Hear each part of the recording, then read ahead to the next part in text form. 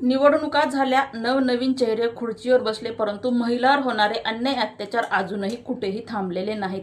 नागठाणा उमरी या ठिकाणी एक मुलगी 12वीच्या वर्गामध्ये शिकत होती. तिची हत्या करण्यात आली, तिला फाशी देण्यात आली आणि फाशी देऊन नंतर त्या मुलीला जाळण्यात आलं. ती पोरगी घिसडी समाजाची असून घिसडी समाजामध्ये जाळत नाही तर पुरतात, पण पुरावे नष्ट करण्यासाठी या मुलीची हत्या करून तिला जाळण्यात आलं. नांदेड विभागातील पोलीस प्रशासन सुद्धा या गोष्टीची कारवाई करीत नाही, डोळ्याने तमाशा पाहत आहे, मूग गिळून गप्प आहे. अजूनही गेली 4 दिवस या मुलीचा एफ.आर. फाटलेला नाही. तर नेमकं एफ.आर. न फाडण्याची कारण काय, या गोष्टीचं उत्तर पोलीस प्रशासनानं द्यायचं आहे.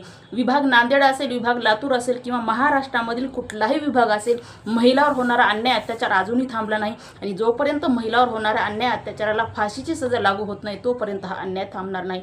मग नांदेडमधील आमदार असेल, खासदार असेल, पालकमंत्री असेल, लातूरमधला खासदार असेल, आमदार असेल, पालकमंत्री असेल, त्यांना माझा जाब आहे, मी त्यांना विचारू शकते की तुम्ही खुर्चीवर बसला परंतु अजून सुद्धा महिलावर होणारा अन्याय अत्याचार थांबला नाही आणि महिलावर अन्याय करणाऱ्याला फाशीचा कलम नेमका का लागू होत नाही. दिवसेंदिवस महिलावर होणारे अन्याय अत्याचार वाढतच आहेत आणि हे नेते मात्र उघड्या डोळ्यांनी तमाशा पाहू आहेत.